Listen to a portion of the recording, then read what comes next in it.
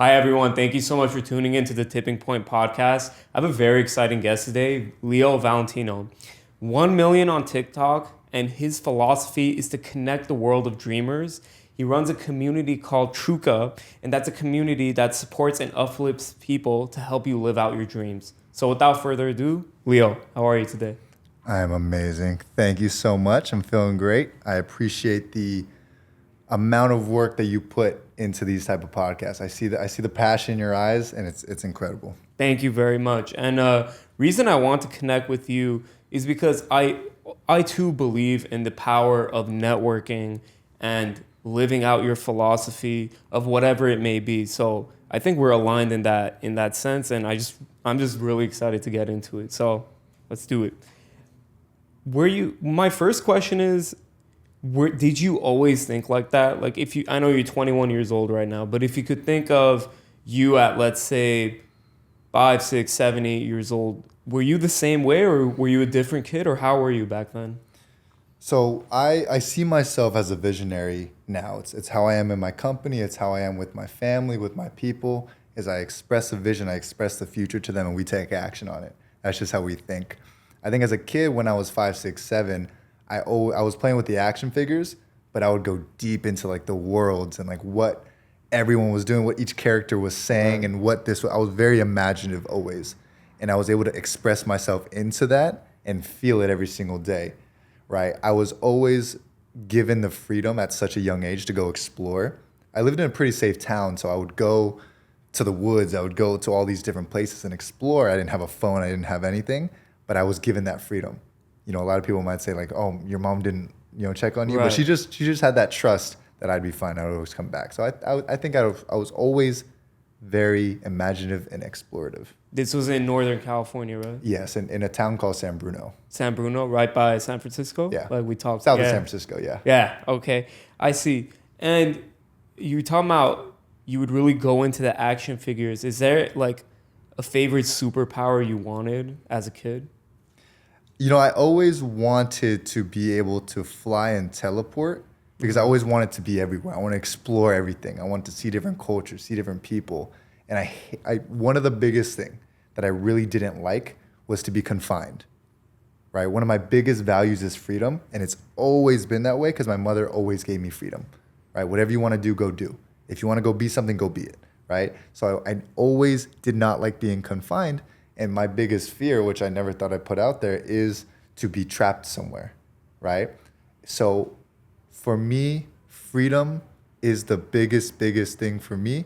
So then my childhood was able to give me that type of ability. You get what I'm saying? Mm-hmm. Yeah, because your mom gave you that freedom. Yes. Like she let you go out and explore because she had that confidence and trust that my son's going to come back. Right. So, yeah. And I always did. And you always did. Yeah, that's why you're here today. So would you say you were always business and entrepreneurial minded, or did that come about you in your like later years when you were older, or did you always have that spirit? I know you believed in freedom and entrepreneurship is pretty aligned, or did you develop that later in life? So for me, when I was really young, I always wanted to make money. And I always wanted to do things to make money, right? My sister, what she would do was she would steal my stuffed animals from me because I had so many, right? And what she would do, she'd come back and she'd be a little sly saleswoman. She'd come to me and says like, look at this bear, right? 25 cents for it. And I didn't have money at the time. So she would give me 25 cents and then make me buy my stuffed animals back. So I understood that, trade, commerce. I understood transactions, even though it was my stuffed animals, right? But my sister taught me that, and my dad was in business, and he was always just doing things. He was always going out, going to China, coming back, and my mom was always just saying business. I never really knew what he did, right? But I knew that was a world that was there for me. It was something, a possibility. I did not have to go to a 9 to 5. I didn't have to work for anybody else. My dad hated working for anybody else. Mm-hmm. I'm that way as well, right? I love working with people, but for someone, I do not. Why is that? I think freedom is such a big thing for me. It's like I just love my freedom to express. And if somebody tells me I cannot express myself, I don't feel free. I don't feel like I can live this life fully. That's why I love America. I love the country we live in. I think that we don't have full freedom, but freedom is a new concept, right? Since the United States was made. Right. So for me, it was always like, I want to be able to do the things I want to do. And I do believe that we get this accessibility to do so. So I'm going to protect that. You get me? I understand. So you knew because of, you saw your dad coming back and forth from China. You knew business. You just didn't realize it fully yet because you were just a kid, you're just learning about the world. But that possibility is there. So the seed was planted inside you at a young age. And now it's just grown into the flower. So you're doing it now. So let's get into you growing up and getting older. I know we were talking earlier. You have a passion for helping other people. You were telling me earlier, one of your goals is to feed 1 million kids. How did that come to be? I mean, some ideas are engraved in us through time. Some ideas just pop up when we're taking a shower and we're about to fall asleep, whatever it may be. How did that idea pop up in your head? So I want to be able to say that it was like, oh, I saw hungry children. I felt for them. That's why. Right. I do feel for them 100%. Right. And I really do have that empathy and sympathy for them. Sure. I can't say that was the main reason, right?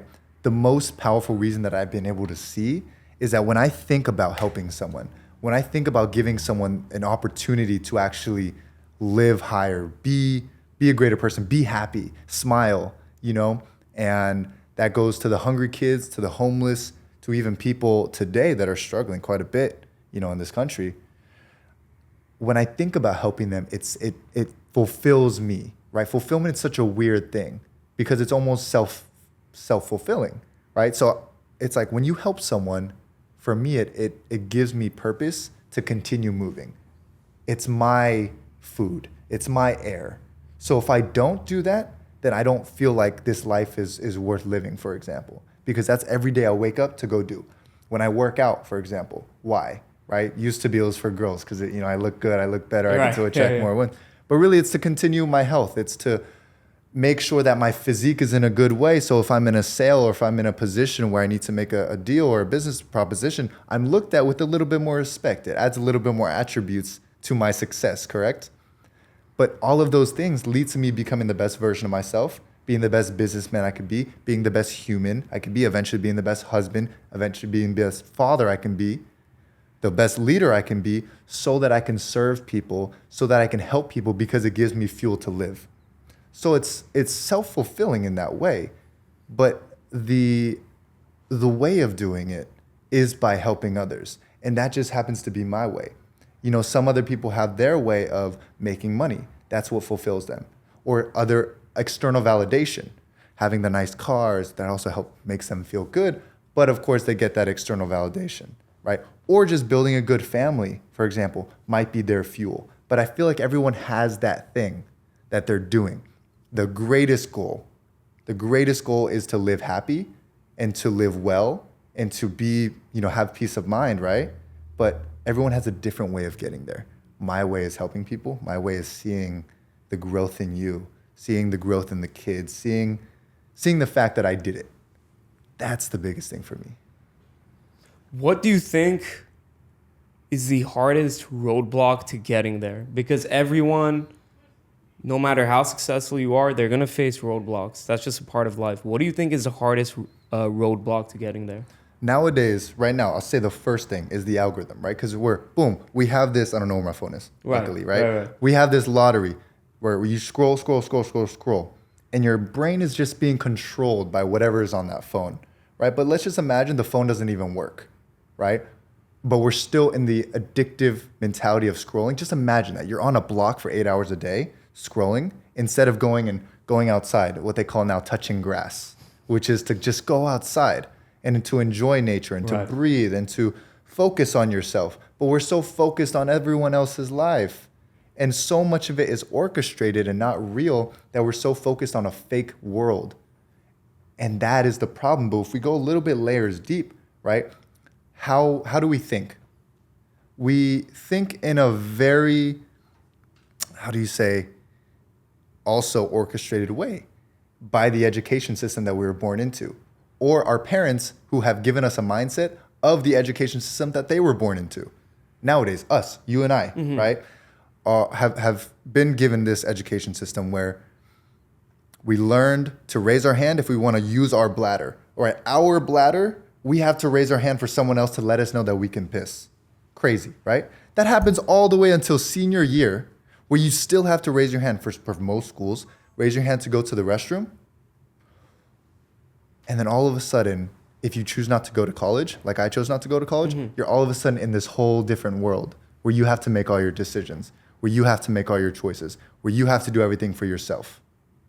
And that is what is wrong with the way that we think, because it's so conditioned upon other people's ideas and other people letting us do things and other people giving us permission that we're so scared to go out there. We're so scared to make decisions. Our minds are not our own minds, where we get to think for ourselves. We get to critically think. We get to individually make our ideas our own ideas. What gave you the courage for you to think for yourself? Because, and what I mean by that is that a lot of people, want to think for themselves. You want to live on their own terms, but they have the fear of, what if things don't work out? I have a lot of debt, for example. My family's on the line if they're older. There's a lot of fears that entrap people. For you personally, what made you break out of that shell and say, no, I'm going to live on my terms? So the fear is something that I was taught when I was pretty young, probably about 15. Right. Because I learned from a guy like Tony Robbins about what fear really means. So before I was given enough no's at my strong developmental years of like 16, 17, 18, 19, like what I'm going through right now, I wasn't told enough no's. But I learned earlier how to distinguish what fear really is and what it does to our state, what it does to our behaviors and our character, and how we can start to build upon that fear and change it. Reposition the fear, right? Instead of I'm scared of doing this, I have this anxiety, I have this shriveled feeling that I can't do it, right? Turn that into, this is an exciting position for me to break through, and that's going to give me more excitement. That's going to make me feel better as a man. That's going to make me this person that is able to continue to break through. So then the next barrier that comes through where I'm fearful, I'm like, oh, next level, right? This is the next level, because now these 5 things that used to scare me don't scare me anymore. I've gone past that. I've built my mentality to get through that. Getting on stage no longer scares me. Getting on a podcast no longer scares me, right? Making a deal no longer scares me. Asking for a sale no longer scares me. I need new levels. But you have to get and develop into that mindset. But we're lied to, again, by the education system to be in our little shells, to be scared, to raise your hand for permission, right? To be workers because of the way that the education system was built, right? The Industrial Revolution needed more workers. The actual system was built upon that foundation of creating non-thinkers, which today, the education still is built on that same philosophy of creating non-thinkers. That's why we're not taught to think. That's why we're not taught to critically, independently understand things for ourselves and ask ourselves and reflect. Yeah. No, I'm sorry. Go ahead. Last thing I wanted to say is, like, when it comes to reflection, like, we might have little lines where, like, for example, on a worksheet, once a year, a little bit of reflection, right? But that's it. Yeah. There's no other form of independent thinking. There's no other places where you can really sit down and think for yourself. And we never get that time. Do you mind if I offer you like another perspective? Please. Yeah. Please. I definitely understand. I respect everything.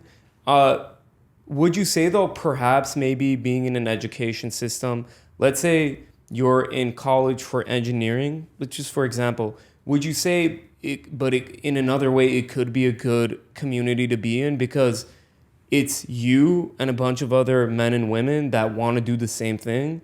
So you guys build each other up. Would you look at it from that perspective too? 100%. Thank you for bringing that up. Yeah. Because you think about it, I'm very biased on entrepreneurship because it has given me freedom. It's given me this life. And when I help people, my friends, their lives change. Right. So I'm like, okay, number one, I don't believe that everyone should be entrepreneurs. Yeah. But number two, with the education system, it's not built to make entrepreneurs. You know, so I'm very biased in that way. But then I like to have these conversations like, how should we build the education system? Because the way it is right now does breed a lot of good people, but I think for the mass majority, they go into a system that requires more. It requires more critical thinking, especially the America we live in today. The technology age that we live in today requires so much more that the education system just doesn't give foundationally. I see. Because we live in such just a rapid world. Correct. And it's just changing all the time. And it's sometimes it's hard to keep up with, honestly. Yeah. Absolutely. Let's go into Truka. I'm very curious to know about this. Again, the essence of Truka is to have a community of people that lift each other up and help them go after their dreams. So I do believe in having the strength of numbers and the strength of different opinions so you guys could come together and collaborate. So what was it that inspired you to build Truka? And if you don't mind, starting from like the origin stories and how it's evolved, if you don't mind. Yeah, let me put the tea down. Oh, okay, we have a story then. All right, I'm excited. So watch me like spill everything and ruin the whole thing. So I was very lonely growing up. I had friends, I had good people around me, but I was very lonely because I thought so different. I thought very entrepreneurial. I wanted to help people. I wanted to be out there, take risks, go do everything, go travel the world. I always craved like to have friends where it's like, yo, you guys want to go? Even LA was crazy to me when I was in NorCal, right? Right. You guys want to make a trip to LA? It's like, I know I got work, or I got this, right? It was never that free life. Right. And no one thought like me. So, beginning at the time of where my entrepreneur journey really started to take off was when I was around 17, right? That's when I was learning about real estate, when I was really developing myself in that way. And fast forward to around 18 is when I did my first real estate deal, my first $3,000 check, right, that I made. I was making good money before that because I was couch flipping every single day. Couch flipping, like you're buying couches and you're flipping it for a profit? Yeah, my buddy Nick had a 4Runner, and if you know a 4Runner, it's not like an open truck. It's kind of like got a top over it. Right. But I hit him up. I was like, hey, let's couch flip. I heard you can make some good money off that. He's like, let's do it. We're down. I think it was during COVID. It was during the midst of COVID. And we would go get a couch, and it was about $50 to $100. Nice couch, like a Crate and Barrel, for example, which goes retail for like $3,000. We would buy it from the people who just wanted to get rid of it. We would buy the couch, make it look nice, and then we'd offer free delivery. And we'd buy for $50, sell for about $600. And we did that every single day. So we were both making like $3,000, $4,000 to $5,000 a month, just doing that, rocking it, right? I was making good money. Then I did my first real estate deal, first wholesale deal, made around $3,000. That's kind of propelled me, almost like losing your real estate virginity, right? Losing your deal virginity, like you did a deal. Right. You could have done couches, but like, having to actually sign the contract, having to actually open a bank and open the LLC, having to actually be a legitimate business, right? When that happened for me, I learned so much about myself that you can push yourself, you can do more, but it came from the mindset. It came from the ability to have, good people around, right? Because I at that time didn't have much support, but while doing this real estate, I found a community of other people who were struggling just as hard as I was to get a deal. And that was so powerful to me, and it gave me this place to belong. So fast forward a little bit, that first deal happened, and I started to understand some things within real estate, within the scope of entrepreneurship, like giving, how to be a giver. I'm so glad, so blessed that I learned how to give early because I started to do that. I started to reach out to everyone. How can I give? How can I add value to you? And then I learned you don't ask them, you kind of just give value. Right. So I did that for quite a while. I found this guy named Noah Hoffman who was at the party. And I was helping his son work out to lose weight. That was my value give. That's all I really knew how to do, was to train people, to make their bodies look nicer. Were you always into fitness and everything? I was into fitness when I was around 15, Right. and I was working out with my ex's sister. Okay. And she trained me how to get fit, and I was starting to feel really good. Right. And I started doing it for everyone. So that's a part of the story I skipped, but I was called Coach Chun before, and that's how I first made money. Was I built a company called Balance Fitness, where we would help people get fit, but also I'd sold hoodies. So I'd have my 2 pieces of paper every day at school, and I'd take orders every day. And then the next week I would have all the hoodies and I would throw them all out. It was pop. It was my junior year of high school. And that was a lot of fun. Yeah. And then I learned how to train people, right? I learned how to be a personal trainer, but I learned how to do it in a way of not just, hey, I'm gonna train you for a few days or a month, and we're just gonna lose weight. It was more, I'm gonna train you, but I'm gonna get your mind right. And I was able to charge more, charge $500, $1,000, $1,500. So I was actually making a lot of money in that time, being around 17, 18. And it taught me a lot about money. So fast forward to Noah, I was helping his son lose a lot of weight. And I was giving him this mentality and giving him this strength. And I started to learn, like, everything leads back to mindset. And I was learning it from myself because I was learning from Tony Robbins. Everything I was learning from him, I would teach to Leo, the little Leo, right? Which is Noah's son. And boom, boom, boom. So I learned how to learn faster by teaching. Fast forward a little bit more, Noah's like, hey, it's our 4th session together. And he's like, Leo, you've been so helpful to me. Let me take you to a real estate event. And it was like this super expensive real estate event. I think it was like $2,000. Wow. To get in? Right, to get in. Wow. Okay. He was like, I got you. Just get your flight, get there. And it's in the middle of COVID, right? And it was in the Key West during spring break.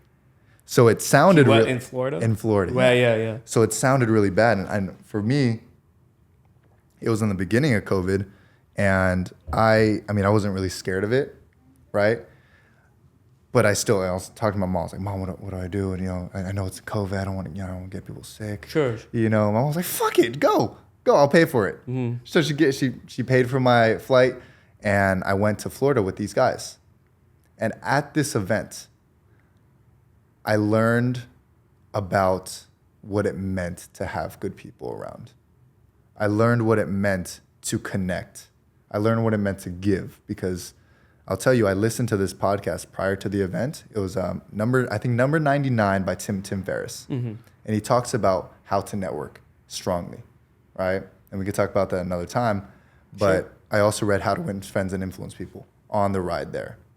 So I was primed with such this ability to give and to influence and to create relationships that the time I went to that event, I was that young 18-year-old star that's just smiling to everyone, asking everyone questions and just showing love, right? When you see a young 18-year-old with stars in their eyes, you're like, this kid's got it. He wants it. Let me help him. So I did that. I met a lot of great people at that event. I met Andrew, my business partner. Andrew Schlag, right? Andrew Schlag, my business partner, when we first met, right? And I met a lot of other great people. By the end of that event, we had a fundraiser, similar to the fundraiser I just did. But we did a fundraiser, and we raised about $600,000 for the blind. And the way they did it was they were doing a lot of gives, right? Oh, Robert Allen, for example, was an author.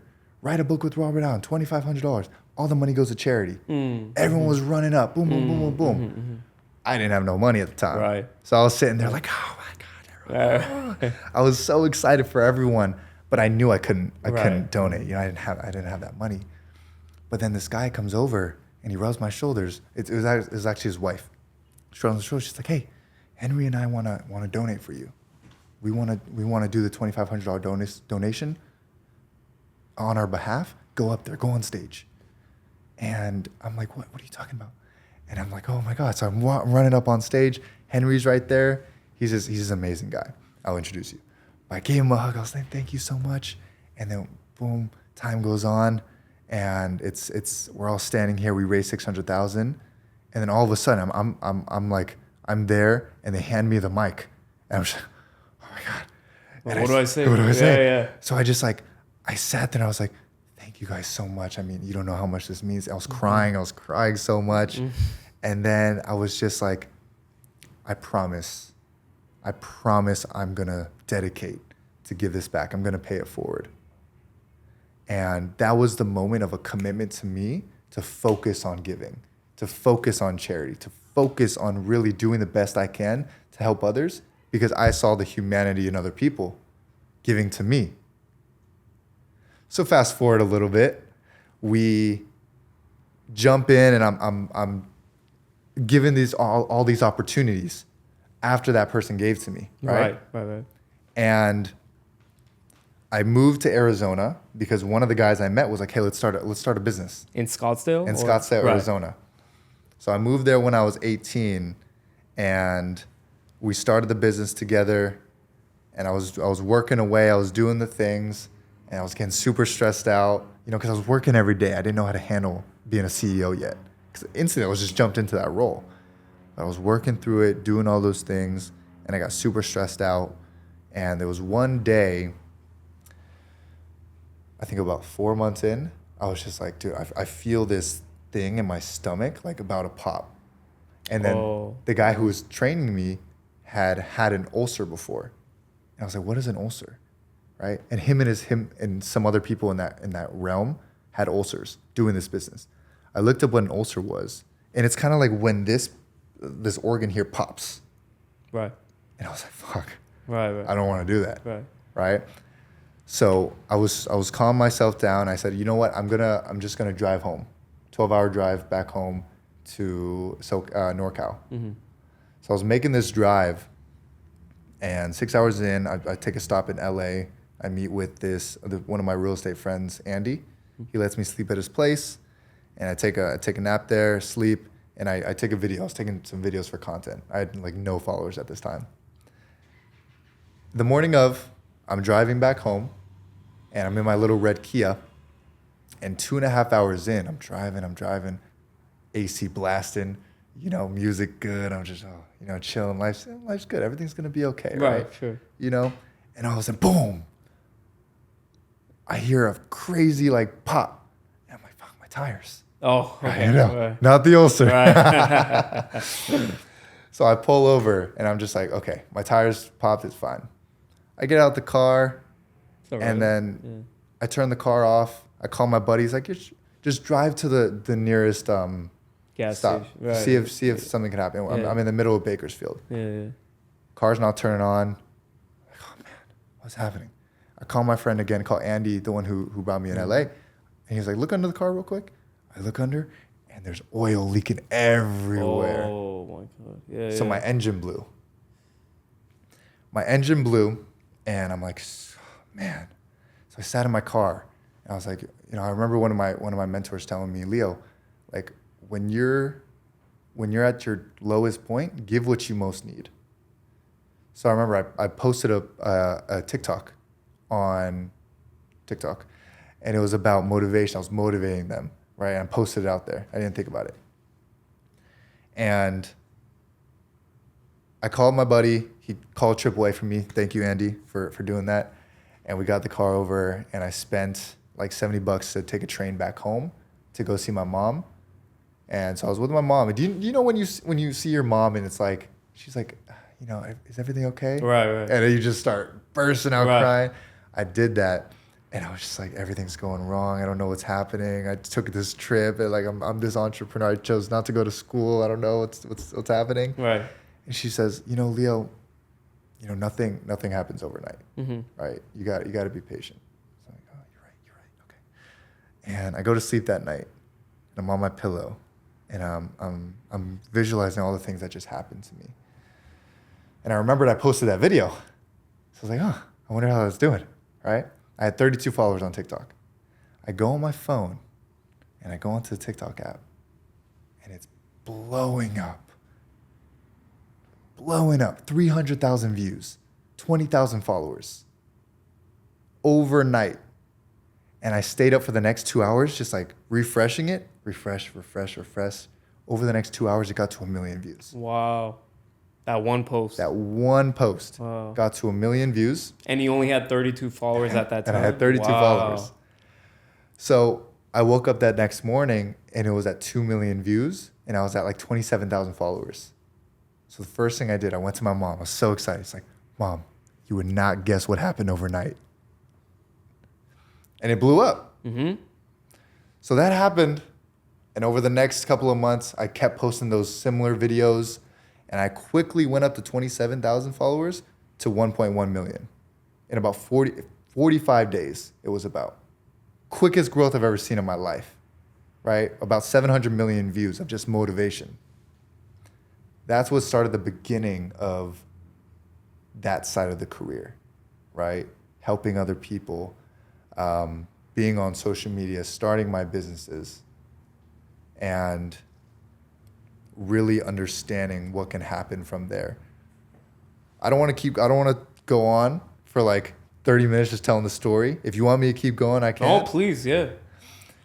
Okay, so TikTok happens, that blows up. Now I have new value. What do you mean new value? Before, right, it was the fact that I can help people work out. Right. Now I can help you blow up on TikTok. Oh, yes, yes. So I went to everybody. I was like, let me help you blow up. I found a way. I don't know how I did it. Let me do it for you. So I did it for everybody. I helped so many people do the same thing, right? And I had this type of video where it's like, it was a hook. I'd point up to the hook. I'd cover the camera and it'd go into a motivational video. Mm-hmm. But it was the hook that mattered. I've seen that, yeah. So I gave everyone that hook. I gave it to everyone, including one of my good buddies, Andrew. And for Andrew, I was just like, dude, whatever you need, I got you. I was doing social media for him for a bit for free. And then he's like, you know what? Come to San Diego, video me. Help me take videos. I was like, I got it. He was with his partner, Marshall Silver, doing a seminar. And I would go and I would take all the videos for him and I would fulfill it. I would make the edits and give it to him at the end of the night. He'd be so excited, so happy about it. I'd get invited to these dinners, right? These big dinners with these students. I'd do videos for all of them. And It was real estate events, right? It was real estate events, yeah. Yeah.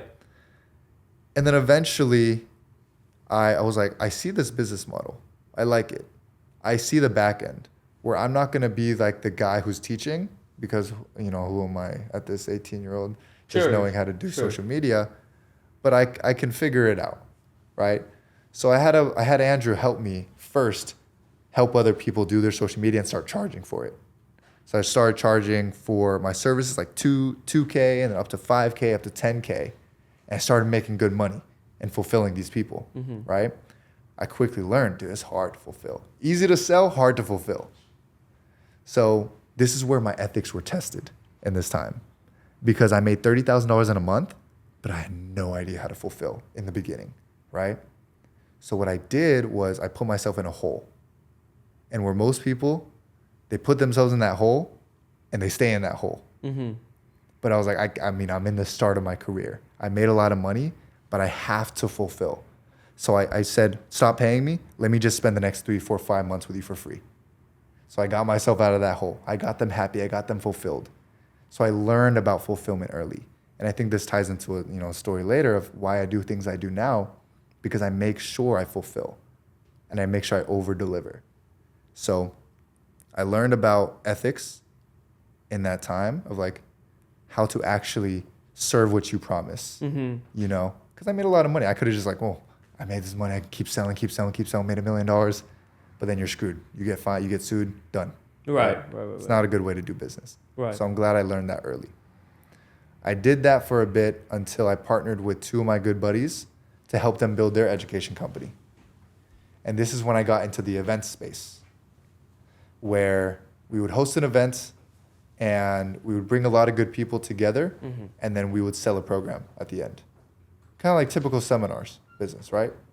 So my first ever event, I was just hustling, getting people there, building the programs, building everything out. What was in the program? So these were 2 of my buddies. Noah. This was the original Noah that helped me get to this place. Right. He was doing Airbnbs. He's been doing it for like 10 years. And one of my good buddies, Munif, who is great at creative finance, right?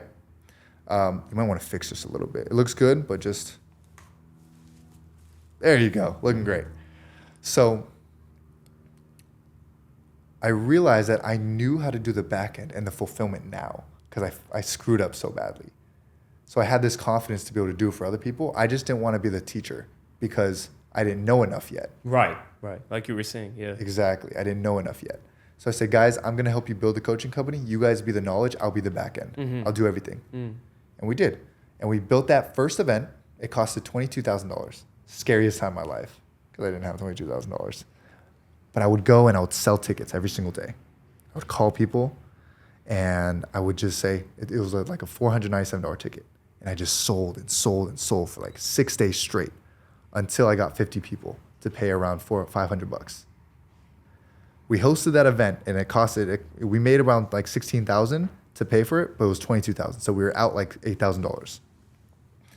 And at that event, we kept with the philosophy of just teaching everything. We gave them everything. We never held anything back because I feel like people in that industry would hold things back. And if you want to get the rest, you got to buy. Right. Like paywalling and all exactly. that. Right. We went the philosophy that we still have today. Teach everything. Show them everything. Give them all the love. Feed them. Make them feel good. So we would pay for all this food, everything, and this whole dinner, VIP to everything, right? And Andrew, he's the business guy. Even in my current business, he's the guy who thinks about the money, the revenue. I kind of just give. But he's like, why don't you guys create a product? You'll help them get their first Airbnb. Charge them 10, right? And you can give them a couple calls and stuff. What was the product called? The event was called Airbnb Runway. The event was called I don't remember. Yeah, to be honest. It's been a while. It's been a while. Yeah. And I had Munif go up there for 15 minutes to talk about it. At the end of it, we got 3 sales. We got 4 big sales out of, I think, about 40,000 each. So we made like $180,000 at that event. You know, and it was the craziest thing for me because now I was in the realm of making those sales calls. And at the end of the sales call, making $50,000 and then using that to fulfill them and then seeing that flow of money, right? Like I didn't have to go spend the next, even in the entrepreneurship world I was living in, I don't have to spend the next like 2 months, 3 months trying to dagger to get a deal to get a 5K split or something like that. Right. I could help these guys who know how to do it teach and make this amount of money. And we learned early on that at a high ticket like that, you need to create big fulfillment, right? You need to be able to fulfill heavily or else you get back into that rabbit hole of, okay, you spent a lot of money. How much are you getting back? Right. And you don't want to be there forever. No. Exactly. Right. So we did that for quite a while. And so this is crazy. I'm kind of like going back through my whole I love it. journey for a while. So thank you for bringing it out because I'm going to watch this back and be like, interesting. There we go. Yeah. So I did that for a bit. And at that time also, I was working with Andrew. And we're building our relationship there, right? Building our business partnership. Would you say you're building a personal friendship too, or just strictly a business partnership, or both? I have to build a personal relationship with them as well. Because I can't do business with someone where I can't be real with. I have to be able to tell them straight what I think, right? And I have to be able to enjoy the time. And you can have transactional relationships, but I think it has to be known, right? Right. I don't think you can fake that, like, we're going to be friends. Right. So with Andrew, I was always really real with him. I'm like, dude, you're a little bit overweight. Let's fix that. Let's help. Right? And so I would help him start losing weight. Yeah. And he said, Leo, here's what we're going to do. You help me lose weight and you help me become the most confident version of myself. And I'll help you get good at real estate. We shook on it. We were in Dallas, Texas. We shook on it at a gym, right? It's when he was pretty overweight and he couldn't even do 10 burpees. He was burnt out after 4. Sure. 3 months later, he lost 45 pounds. Wow. And I bought 7 houses. So we fulfilled on each other's goal there. You said 3 months later. 3 months later. So 3 months later, he lost 45 pounds, and then you bought 7 houses. With him. Yeah, yes. We partnered on 7 houses. So I would do the calls. I would do the outsourcing. And this was great because I learned because one of the greatest things I've ever done was to partner with Andrew. Because he's had 10 years of experience, but he also had a big need. And that's where I came in and fulfilled, right? He had a team that was working to an essence, but he still had a team. So I came in at this level with Andrew to then help him build that team, but I knew how to outsource at that time. It was a lot easier for me. So while I was doing the calls, I didn't have to do the contracts fully. I could send it to the team to do it. Mm-hmm. That's how we bought 7 houses really fast, was being able to do that. And I learned how to utilize the team. I learned how to pay the team well. I learned how to understand the culture, right? And bring that to the company where we started to really scale that out. Mm-hmm. Mm-hmm. Mm-hmm. So that happened. And in my business with Airbnb Runway, I remember having so many conversations with so many different people of how partnerships should be. And what we just realized with, okay, if you look forward 5, 6, 7 years or even months down the road, how's this partnership going to be? With both Andrew and with my other business partners. And then I had that discussion with my other business partners, and we just realized, hey, it's not going to be the best partnership. So I sold my portion off on that company, right? And made sure that everything was good, everything was clean. And then I was now in a position where, okay, me and Andrew, let's start going in on the real estate. Mm-hmm. So we did. And we built the real estate out. We built that company. We built the team. We made it strong where we had it as automated as possible. And I learned how to be a CEO. I learned how to be an executive. I learned how to understand decision making. And I call it the best university. Like these past few years have been the best university of my life. Sure, yeah. Because it's just actual business, actual money. You're dealing with people. You're dealing with problems. You're dealing with situations of contractors screwing you over. How do you deal with the conversations there? Those different types of things. Mm-hmm. So I learned business really fast from there. And then I started to look at the past 4 years of experience has been coaching and training. And he was doing seminars as well. Eventually we realized, hey, what we just did for each other, I helped you lose weight. I helped you get your mind right. I helped your confidence go up and your relationships get better. Mm-hmm. And you helped me understand money, being a CEO, being a business owner. Let's combine the two. Let's start teaching it. It's like a perfect marriage. It's great. Exactly. Yeah. So that's where we started to dive in and turn his seminar company and flip it around and start not only teach real estate, but teach about the mindset, teach about the mentality, teach about how to communicate with each other, right? Teach about how to understand people, how to give, how to dress, how to feel, how to be confident, how to talk to yourself. Holistic. Very holistic. Yeah. And that's where we incorporated all of that into what we taught. And we found that helped people get more deals. We found that helped people get more fulfilled. Relationships got better. We had one of our first ever clients, our first ever students, Glenn and Carrie. They're still with us today. They love it. They've lost both over 30 pounds. They've done incredible in their real estate business. They're doing incredible every day. They're traveling with us. But they're just such good, incredible people. But we didn't just teach them real estate, right? We got their communication better. We got their fitness better, their health better, so their marriage got better. They were married. They were married. Yeah. And it's crazy because me and Andrew have like no marriage experience, right? Sure. But we learned that from them, and we taught as much as we could. And we learned, hey, we have something. So then we used our original model of doing events and then teaching everything, but selling the implementation. Right? The accountability, mm-hmm. the community, mm-hmm, mm-hmm. right? And people wanted that. People craved it. So we built it out and we called it Freedom Life. We call it the Freedom Life Mastermind. And Freedom Life Mastermind. Okay. And we went back into the space of like doing an event. And this was probably the scariest times for me because we didn't know if it would fully work. We put on the event in San Diego, costed us $45,000. Which was, I think, all I had. So I put my all into it. And That's scary. It's fucking scary. It's like hair coming out of your hair. Because your back's against the wall because it's not just one egg in the basket. It's all of it. Yeah. Completely. Yeah. So you kind of just have to have faith that it's going to work. Sure. And then I truly believe in the philosophy of teach everything and give everything. Yeah. Right? And then just sell implementation. Because that takes time. Implementing with them, creating them, fulfilling on the back end to actually help them. Boom, we'll walk step by step. Takes a lot of time. So you charge well for it. Right. So we did. And we built the Freedom Life Mastermind out. We presented on stage. $45,000 we took to create the event. And we walked out with $220,000. Which now gave us the seed to actually build out the fulfillment fully. Right, because we had the infrastructure to help 2 or 3 people out, and you had the proof too. because Exactly. it helped, like the event went well. So that's evidence for you. Correct. So yeah.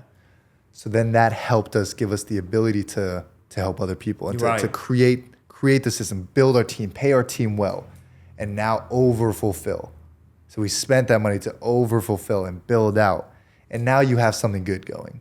It works. Everyone that has ever bought is like, great, this is amazing, 5 stars. So we would bring them to our next event and they would be our testimonies. Live testimony, and they would keep coming back to our events because they loved it so much, because we teach everything. We teach the holistic side of real estate. We teach the health. We teach the morning routine, the nightly routine. And we said, write it down. Write down the morning routine. I'm going to call you. I'm going to call you to wake you up. And you could call most of my students. They say, I still call them, right? To see if they got their ass up at the time they told themselves they were going to get up. Mm-hmm. And that was the beauty in it. We found something that was truly accountable, that someone was able to now have a morning routine, as simple as a morning routine. Get a call from me, get up at that time, do that for 30 days. Now the first time in their life, they said that they were gonna do something, and every day they did it. Every day they did it. Now on day 30, they have the most confidence they've ever had in their lives. Because they have that evidence. Like They with have Arameh. the evidence of like, damn, I did that. Yeah. So, not that hard. I can do it again. That's what we did for our students. And that was worth more than anything for them, because that relayed into everything that they did. Right. Because we would help them in their real estate business. When they had a deal ready to go, Andrew's 10 years of experience, hey, pass the phone to Andrew. He'll close it for you. We don't take anything of the deal. It's yours. It's your deal. Because our ethics in the beginning were very clear. We just want to help you. We're just here to implement. We're not about the money. We charge a good amount to come into this community, but it's worth every penny. And we make sure to fulfill and over deliver. So then we've built, and we still have Freedom Life today, and we still sell Freedom Life today, and we still do our events, and we still love it every single minute because it's gone so well. And that's like our family. It's our extended family now. But the philosophy has come from that, the Freedom Life philosophy. The holistic side of life and business has came from it, because we utilize the same philosophy into the Freedom Life business of how we built it, right? Give, over deliver, take care of your health, take care of the health of other people on the team. Right. Make sure everyone on the team's mind is right. Same thing. It's all based on that philosophy. Because if you have a good team, their minds are right. They're going to help you. Your mind is going to be right. It's just, it's giving and taking, and it's in a positive way, Exactly. Right. So the values of the actual, this is why I start to understand, like, why is there business values? Why is there a set of the vision statement, mission statement? Because that's important. Right. It's the ethos of the company, Yeah. of why it does so well, or why it doesn't do well, or why it doesn't last, So with the success of that for me and Andrew, that was about 2022 is when we first started fully, right? It's 2024, 2024. Yeah. So 2024 now, we've been in it for 2 years, and we've helped so many people. We've learned so much. We've learned this philosophy. We've done this work. And me and Andrew traveled a lot last year to just be able to go out, expand our minds, see more, right? Because we were able to give ourselves a lot more freedom. Andrew with his real estate, and with my real estate, and then with this education company, right? I saw more money than I've ever saw, but I was very smart with it because I had good people around. And now I always looked for good mentors, because I'm in a place where it's like, I talk to someone, it's like, hey, I'm very honest. I'm making a lot of money, and I'm honestly thinking about buying all this stuff. What do you think? And they're always able to tell me, Leo, listen, if you do this, look at the route you're going to go. If you do this, look at the route you're going to go. They hold you to it. They keep you accountable. It's very important. Yeah. And then I'm like, okay, you're right. Let me stay solid. So I've built my energy off that, of like, okay, let me make sure that I always go the right way. I'm always very calculated. Right. If I do this, every decision, if I do this, what's going to happen? If I do this, what's going to happen? And how are they going to meet? So you use a lot of creativity, of course, but very logic based too, I would say. Yeah, and when people meet me, I'm very like happy, Right. very excited, Right. But everything's very calculated. I love people and I love the relationship, but if I'm not calculated, then what use am I to you if I'm just a go happy guy, right? I'm a happy guy because I want to get your energy up, because I want to get the best out of you, because I want to have a great conversation to see where we have synergy down the road, so we can do more for each other. Of course. Otherwise, okay, we're just going to be two happy guys doing happy stuff, Right. For what? Right. Right. I always say, I don't speak much Spanish. I always say para qué, right? For what? For what? Para qué, right? I don't even know if that means if it's for what, but I always tell myself, for what? Why am I doing it, right? So now with Freedom Life, we've had that, and with our travels, we went around the world. We went to Italy for a wedding. We went to Paris just to go around. We went to Barcelona, the best place ever. If we go back, Barcelona is actually where a lot of these ideas came from, which another story. But then, where was it? Bali. Bali was great, and then Japan. So Japan and Bali, actually, thank you for bringing that up, is where we got these different ideas, right? Because Bali, we were able to relax. We brought some of our amazing friends that we met in Hawaii who had similar mindsets to us, and we all went there, right? Two amazing people, Tia and Sarah. We love them. They were at the mansion. And Shout out to you guys. Shout out to you guys. Yeah. And we brought them there, and we just learned so much about life. We learned so much about spirit, because Bali is a very spiritual, relaxing place. It is, along with Hawaii, right? Those two experiences, it taught us so much that it's not about the money, right? Because we didn't talk about money at all. We really just enjoyed each other's presence. We enjoyed the food. We enjoyed the people who also didn't care about money, and we were the happiest we ever were. And we brought that home with us. And that's where a lot of ideals were forming for Freedom Life that we were teaching. So if you ask our Freedom Life, what we started teaching after Bali was significantly different, right? We were already teaching health, fitness, love, mentality. Sure. But we were teaching it more with different emphasis. Like, guys, really, it's not about the money. Make sure the money's good. Make sure the revenue's there. Make sure the team is good. But focus on the culture and the money comes. Focus on the fun and the money comes. Focus on the ethics and the money comes. You get me? Because no one wants to work with someone that doesn't have those things, Exactly. Yeah. And that's what we found. So we started to teach these ideals. But when Japan came around, it was my 21st birthday. And it's an exciting place to spend your 21st birthday in Japan. Japan is beautiful. Yeah. It's so cheap. It was like $400 round trip. Can you believe that? $400 round trip. $400, wow. Crazy. And we were there, and I was starting to see the art and the culture in Japan. But in Japan, they have this different way of living, which is very holistic, right? Sure. Where some of the ideas there, actually the work-life balance there is kind of terrible, but Sure. their ideas, their philosophies of keeping everything whole is what we fell in love with. The art there, the way they live, they have blue zones there. A few blue zones, I think one is in Japan, where the longest living people are there. Right? And my grandfather's 96. He's the sharpest guy I know. Wow. Right? He's still traveling the world. But I learned from these guys, and they were teaching. I asked them all, what's that key? And they would give me different perspectives, but most of it was to keep your mind clear and to keep your mind away from being so angry at people. Never hold anger. Anger is poison, right? Sadness, all these things are poison, and you're holding it in your brain when you hold anger at someone. If I'm angry at you, and I hold it in my brain, you're killing me. You have poison over me. You win. If your goal was to kill me, Hurt right? you or whatever. Yeah. If I'm angry at you, you win for a long enough period of time. So they taught me these things. So in Japan one night, I was drinking some sake with Andrew, eating some sushi, and I recorded a video, and I was just like, you know what, I'm gonna do it. I'm gonna launch it. So I'm like, guys, I've recorded a video. I'm putting out this new brand. It's called Truka. I'm excited for it. We're gonna build it out. It's about this. I posted it out On TikTok, right? It was actually on Instagram. It was just a story. Okay. It was just an Instagram story. Right. But when I put something out, I feel such an obligation to finish, to do it, to complete. So after that point, we came home, we built Truka out. I love it. That's an epic story, because you're in Japan, you feel inspired, you lay out the plan, you tell your people, and you hold yourself accountable by posting that story. It's not just a thought anymore, because you're saying it out loud, It's one thing to have a thought. It's another thing to say it out loud. But when you're posting it publicly, that's when the accountability comes in. So Right. I like the way you structured it. Yeah. 100%.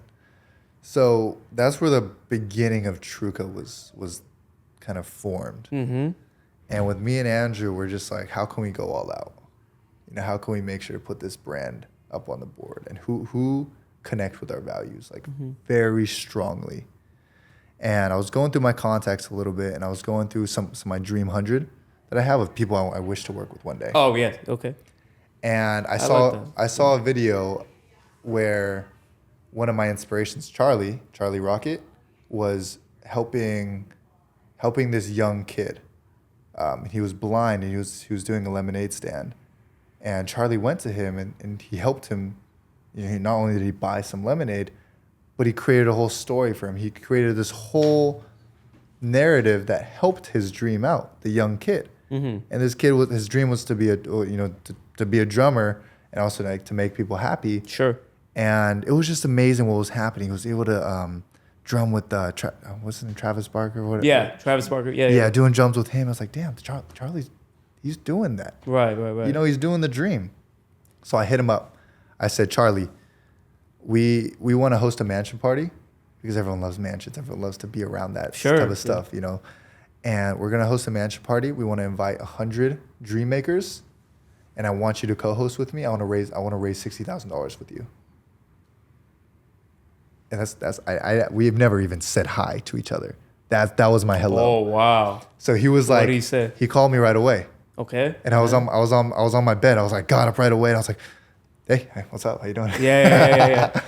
And he's like, Leo, we ready. What do you want to do? Tell me about this. I love it. And I just told him the vision, and he was like, I'm down for it. Let's do it. Let's make it happen. And I texted him. I was like, let's do a video. Let's shoot a video, put it out there. He was like, I'm going to be in Maui though, you know, maybe another time. I booked my flight to Maui, you know, with me and my videographer, and we booked it out there. Did he know you were coming? Yeah, I texted him, I'm coming. Right. And he was like, I'm down. So when he met me, right, he thought it was just me and my video guy, just a young 21-year-old kid. But we were so excited, you know. It's just like I was talking to him, kind of like a conversation we're having now. The questions you're asking me, just like very good questions, really getting to understand him. And then we did a quick video. We flew home.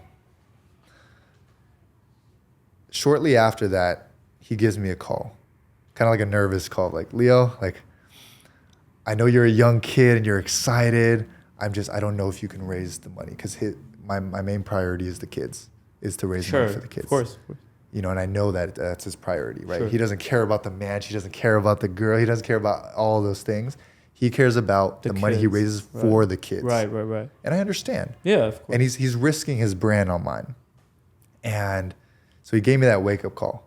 And for me, I was just going to do the mansion party by myself and just bring people and kind of just have a great party and raise the money. I thought that would alone do the job. But then when he said that to me, I looked at myself, I looked at what we can do, I checked my ego, and then I called my team who runs Freedom Life. And I said, guys, I need all of you to hop in to this party, and we're going to make it happen together. And for the next 35 days, I called people every hour, the toppest people I could call, right? And I would call someone to get another person to invite them to the mansion because I needed high caliber people because we had to raise $60,000. Sure. So I did everything I could to get the best people there. Boom. I got all those things. I had my team who's incredible, like an incredible team to do everything. All the automations, all the designs, all the copywriting. Everything. Right. So all I had to focus on now was just the love and the energy getting put into this event. And it was 40 days of just hard work every day. For me, it was 4 a.m. until 9 p.m. every night. Wow. Planning, making sure everything's good. Making every decision on every dollar that goes through to make sure it's good. Not just about the money, but like, okay, would people like taco station or sushi station? People love sushi, you know? Just every little detail. Did you burn out? I burned the fuck out. Right. I didn't burn out in the sense where I had, you know, because burnout, you kind of burn out and then you stop. Right. I would burn out like every day. And I would just lay on the floor, pulling my hair and be like, oh my God, what are we going to do? Right. Because number one, if we don't raise the money, what's this all for? We just do a massive party for $40,000 for what? For parque, right? For what? And if we, you know, if something goes wrong with the AV, if something goes wrong with the lighting, all these problems, everything. Everything. What's going to happen? So that was every single day. And I remember I would have moments where I'm driving, and every day you have so much decisions to make. Everyone's trying to call you, right? And then things going wrong, with some stuff with my parents, like they're divorced, stuff like that. And it's nonstop. And I remember I was in the car, and people honking at me, and my mom, I was so stressed, where it's like, damn, you're driving, it's just like, what are you gonna do? How are you gonna get out of this? And I just broke down crying, like absolutely broke down. And from that point, after I broke down, for a whole month, I didn't stress. Like I was able to handle Like you things. got it all out of you, I guess. Yeah. It was like I released all the pain, all the stress. Let it go. Right. For like 20, actually not a month, like 21 days. Because then it came back real fast. Okay, but that's good though. It's something. Right. 21 days is a good amount of time. Yeah. Because you create a new edge. Right. I hit my edge. I didn't know where it was. And I boom, crashed. No, you crashed, but then you hit a higher level. There we go. There you go. It grew. Right. So that's why I was able to handle it more. Right. That went on for another 2 weeks of planning the event. But then I was able to just find my peace, find my core, and start to just trust in God that everything's going to be okay. Sure, yeah. It was hard. It was really hard because I'm a control freak sometimes. But Charlie, remember his nervous call. Right. What was happening during those times while I was so stressed is I was calling people to help raise money. And for a week, every day, calling straight about raising money, and I raised $12,000 for him. And I sent the money to him. It's not that I said, Charlie, I got $12,000. It's going to happen eventually. It's you that just sent it. I raised the money. I sent it right away. So hit his he account. didn't know what you're saying. He knew once I texted him that we just sent the money. Every donation, I see. Right. I would send it to him. But it's not. It wasn't premeditated or anything. Correct. Right. I wanted to make sure that it's he's like, oh, 2,000. Oh, and it hit the account. Oh, 1,000. Oh, 5,000. Right. You know what I mean? That's exciting. Yeah. And it was great. It was a great feeling because it helped me understand how to make someone comfortable by just doing it. Right? Sometimes you got your philosophy. Yeah. Exactly. Yeah. So what happened then was I raised $12K, and then I brought Andrew in. I said, Andrew, we gotta raise some more. Right? We gotta make his job as easy as possible. So he said, easy. I got it. So we did at one of our events, our Relu events, which is where we sell Freedom Life. We did a silent auction, and we helped people. We got a few people that wanted to sell products, and we said, are you okay with giving that away to charity? And what he did was at the event, he raised $18,000 in an auction, and we sent it right away to them. So now we got $30,000. How does he do it? Does he have these great speaking skills, or is he very persuasive, or what's his secret? He's a great sales guy. He's a really good sales guy, yeah. but also probably 9 of our Freedom Life students were there that talk so greatly about our product because they are the product and they're living it, right? And they love coming to these events. Sure. So we did really well on our regular sales, selling more Freedom. We sold 5 Freedom Lives, right? So amazing. We did really well on our revenue side. And then on the charity side, why was it so valuable?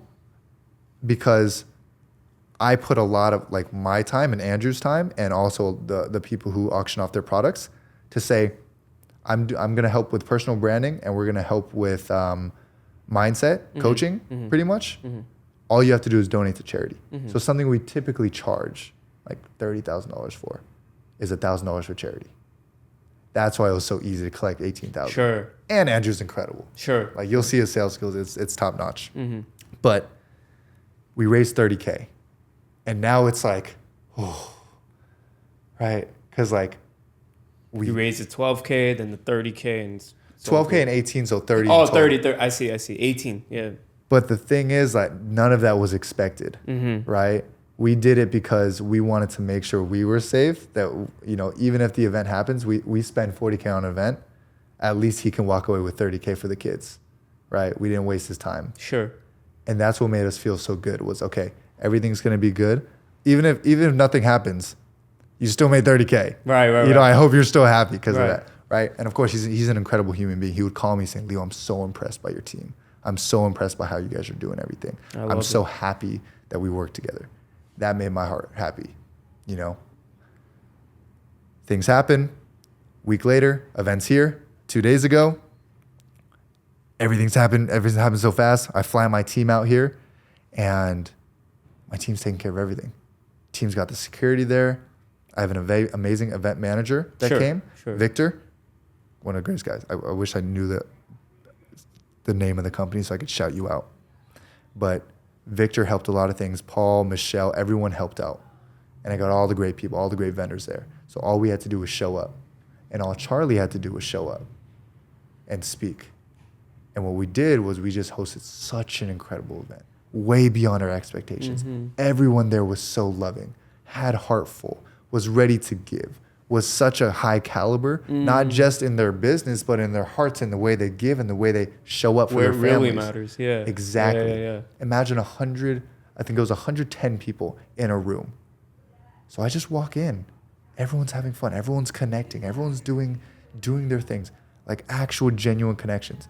Now all of the food that costed like $12,000, everyone was eating, having so much fun, enjoying themselves. I go on stage to introduce everybody, say hello. I'm so nervous. I have all my people here, super nervous, shaken. But on the outside, I'm like super passionate, right? I let the passion go over my anxiety. Of course. And after that, everyone's having fun. And then I go back up to introduce Charlie. Charlie goes up. He's doing his speech for about an hour.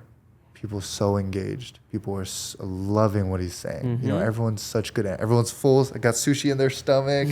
We don't do hard alcohol. Sure. Zero. We just do sparkling wine, tea, good drinks, right? That's why I always have a tea with me.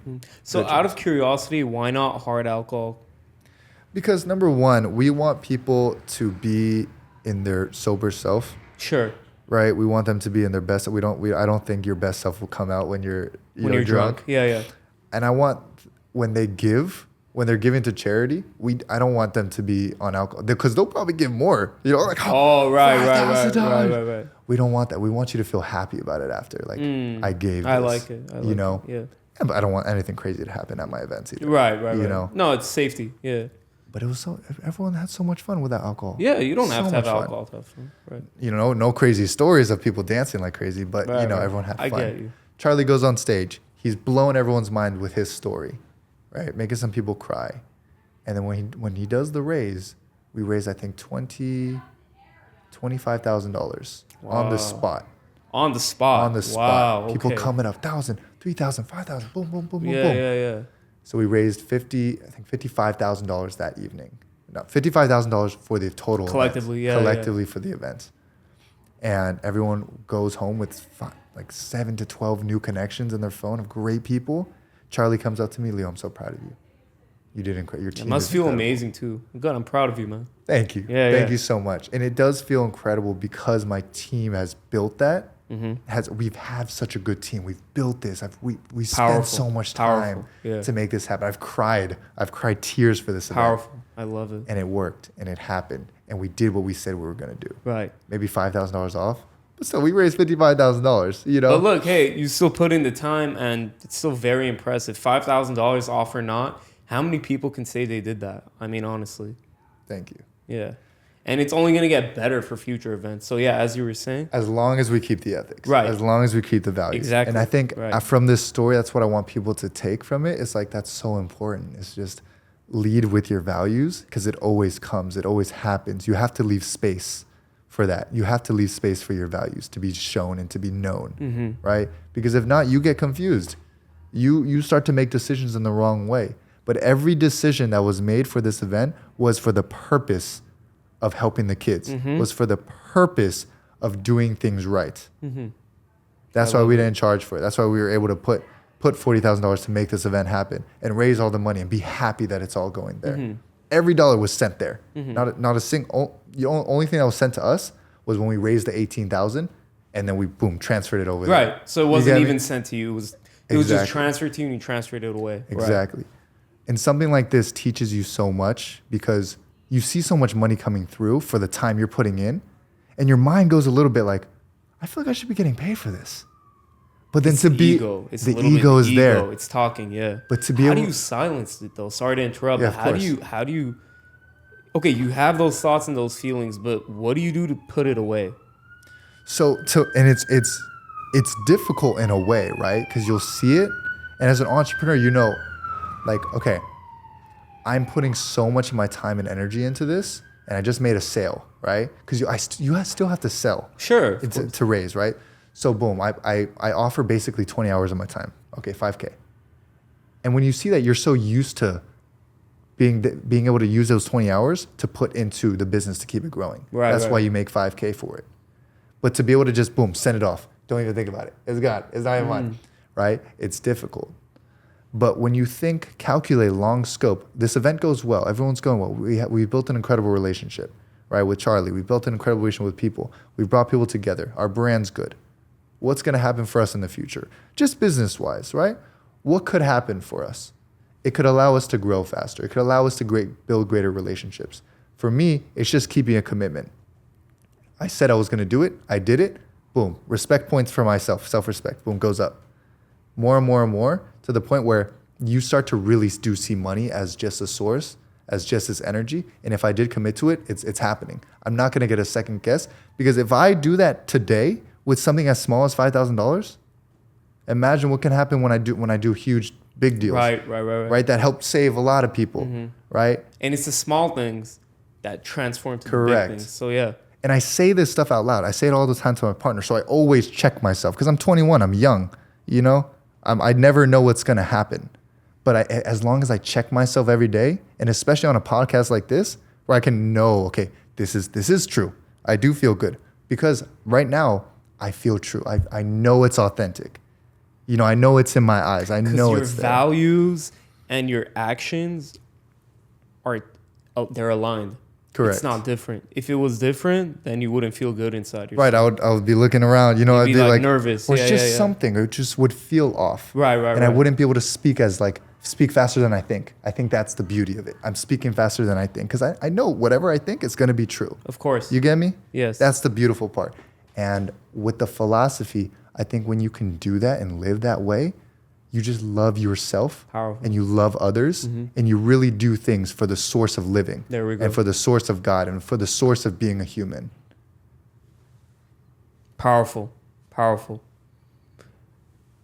We could sit here for 10 more days and keep talking, but I don't want to keep you here, for that long. This is insane. You need to really watch this, learn the lessons from Leo. And Leo, like I said, I don't want to take up too much of your time, because I know you have things to do. But if there's one thing you could tell anyone that wants to go into business, wants to go into entrepreneurship, wants to take TikTok their TikTok to the next level, they want to make their dreams come true. They want to make something out of their lives. What would you tell them if you could tell people watching this? So I would tell you to keep watching this podcast. Keep watching this guy. Thank you. I would tell you to build every day your philosophy of life, because it becomes the essence for why you do everything. It gives everything cells, right? Every decision you make, you want that to be based upon a philosophy for the way you live, so that you can give yourself a cookie every single day, every single minute. Right, a healthy cookie or something that can it gives yourself good, healthy oxygen. For example, if I choose to do this podcast, right, it's part of my philosophy, it's part of my values, but it also gives me the chance to be able to speak. It also gives me the chance to be able to understand myself, tell my story, and it also gives me the ability to do the things that I said I was going to do. For example, so that's a bunch of cookies that I get, and that gives me so much happiness now, right? But also I know it's going to give me happiness later in the midpoint. Let's say when this podcast goes out, some people get to listen to it and feel good. And then 10 years down the road, when people are going to watch this again, some more cookies. I love to give myself cookies. So you need to make life fun. You need to give yourself a reason to get up and to make the decisions, which is the hard part, which is 100%. What makes your entire life happen is every decision. Make each decision fun. And you make it fun by having a philosophy and matching the decision to that philosophy and living by that way every single day. 100%. I love the knowledge. I love the wisdom. I love the experiences.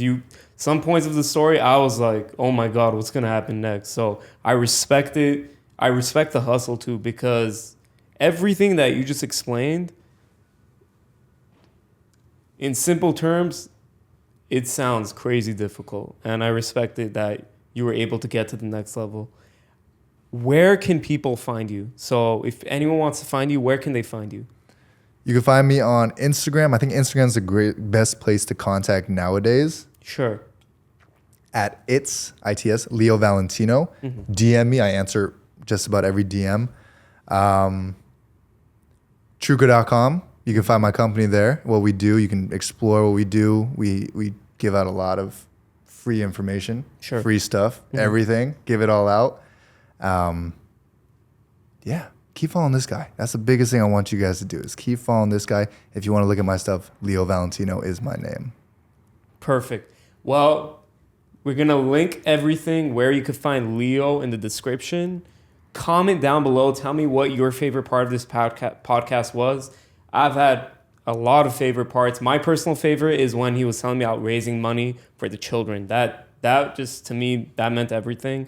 And his impressing Charlie. That was my personal favorite. Go ahead and tell me what your personal favorite is. Thank you very much for watching. And Leo, thank you again for coming on. I know you're a busy guy and I appreciate your time. Brother, thank you. Thank you so much. This is great. All right. Yes, sir.